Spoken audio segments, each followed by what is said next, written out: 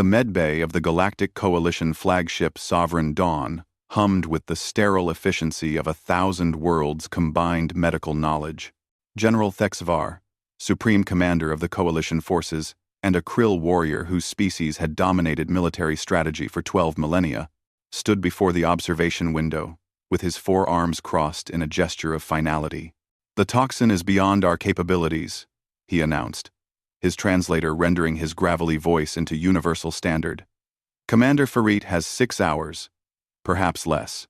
We've exhausted every protocol in the Coalition medical database." Dr. Maya Singh didn't look up from her datapad as she strode through the medbay doors, her worn Earth-issue medical bag slung over one shoulder. She was small by galactic standards. Most species in the Coalition towered over humans. But there was something in her purposeful gait that made the assembled alien physicians step aside. "With respect, General," Maya said, her dark eyes scanning the biometric readings hovering above Ferret's medical pod. "Your database doesn't include everything." Thexvar's head crest flared in what might have been amusement or irritation. "Dr. Singh, I appreciate human optimism, but this is not a matter of morale. The X-Athresh nerve toxin is absolute. It has never failed to kill its target. Your Commander Ferret was struck 17 hours ago. The toxin has already cascaded through his neural pathways. We've tried every antidote, every synthesized counteragent. Nothing slows it." Maya finally looked up at the general, and her expression was neither optimistic nor defeated. It was calculating. "You've tried every approved treatment in your database. But humans? We've had to get creative for a very long time." She approached Ferret's pod, where the young tactical officer lay unconscious, his breathing shallow and irregular. His skin had taken on the characteristic gray pallor of Zathresh poisoning, and the neural monitors showed the cascading failure spreading through his brainstem. By Coalition medical standards, he was already dead. "Commander Farit saved my life during the Outpost 7 raid," Maya said quietly, pressing her palm against the pod's transparent surface. "I'm not letting him go without a fight." The lead Coalition physician, a crystalline being named Velshara, whose people had practiced medicine for 50,000 years, rippled with what the translation software interpreted as skepticism. "Dr. Singh, your species has been spacefaring for barely 2 centuries. Our medical science predates your written language. What could you possibly—" End of 4. End of 4. End of 4. End of 4. End of 4. End of 4. End of 4. End of 4. End of 4. End of 4. "Adaptation," Maya interrupted, already pulling supplies from her bag. "That's humanity's superpower, isn't it? We're not the strongest, not the smartest, not the longest-lived. But we're stubborn, and we improvise." She held up a small vial containing a murky green liquid. "This is a modified extract from Earth's rainforests. My grandmother was a traditional healer before she became a biochemist. She taught me that sometimes the old ways and new ways need to talk to each other." "That is not approved by any Coalition medical authority," Velshara protested. "Good thing I'm not asking for approval." Maya's hands moved with practiced speed, loading the compound into a nano-injector. "The Zathresh toxin works by overloading neural synapses, right? Creates a feedback loop that burns out the nervous system. Your treatments all tried to neutralize the toxin directly." "The only logical approach," Thexvar rumbled. "Maybe. Or maybe you fight fire with fire." Maya's fingers danced across the medical console, adjusting settings that made several alien physicians gasp in alarm. "This compound doesn't neutralize the toxin. It gives the body something else to fight a controlled inflammatory response that disrupts the feedback loop.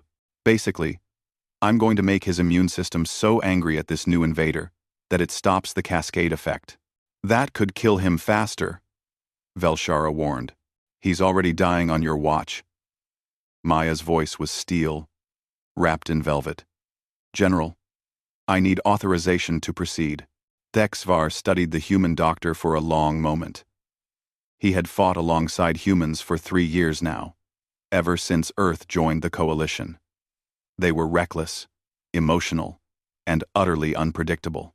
They were also the reason his forces had won the Battle of Kepler Station when all tactical projections had predicted defeat. Humans didn't accept inevitable outcomes. "Proceed," he said. Maya didn't hesitate. The nano-injector hissed against Ferret's neck, and every monitor in the room immediately screamed warnings. His vitals spiked dangerously, then plummeted. The neural cascade seemed to accelerate. "You're killing him!" Velshera's crystalline form flashed with distress. "Wait," Maya commanded. Her eyes locked on the neural display. Her hand hovered over the emergency stasis control. Ready, but not acting. The seconds stretched like hours. Then, impossibly, the cascade slowed. Just a fraction. Then more. Maya exhaled a breath she didn't know she'd been holding, and grabbed a second injector, this one filled with a clear blue liquid. Now the real medicine. Coalition-approved, synthesized antibodies, enhanced with a human protein called albumin. The inflammatory response has disrupted the toxin's pathway. Now, we can actually fight it. She administered the second injection. The room held its collective breath as the monitors continued their frantic display of Ferret's vital signs. For 30 seconds, nothing changed. Then, the neural cascade stopped. Not slowed. Stopped. Ferret's brain activity began to normalize. His breathing deepened. Color returned to his skin in subtle waves. "Impossible," Velshara whispered, which the translator rendered with appropriate reverence. "Improbable," Maya corrected, finally allowing herself a tired smile. "But humans specialize in improbable." General Thexvar approached the pod, his warrior's bearing softened by something that might have been respect. "Dr. Singh, your methods are unorthodox. My methods saved his life." Maya began packing her equipment away. "On Earth, we have a saying, where there's life, there's hope. You all had already written Commander Ferret off. But humans? We don't give up on our people. Not when there's even a ghost of a chance." She turned to face the general directly, her small frame somehow commanding the entire room. "That's what makes us dangerous, General. And that's what makes us valuable. We don't know when to quit." Ferret's eyes flickered open 3 hours later. Maya was still there, seated beside his pod, reading a medical journal on her datapad. When he tried to speak, she pressed a finger to her lips. "Rest, Commander. Doctor's orders." Did I survive?" His voice was barely a whisper. "Against all odds and several thousand years of medical expertise?" "Yes," she smiled. As Ferret drifted back to sleep, Maya looked out at the stars beyond the medbay window. Humanity was new to this vast galactic stage, young and inexperienced by the standards of ancient civilizations, but they brought something precious to the coalition. The audacity to believe that impossible just meant no one had figured it out yet, and sometimes that made all the difference.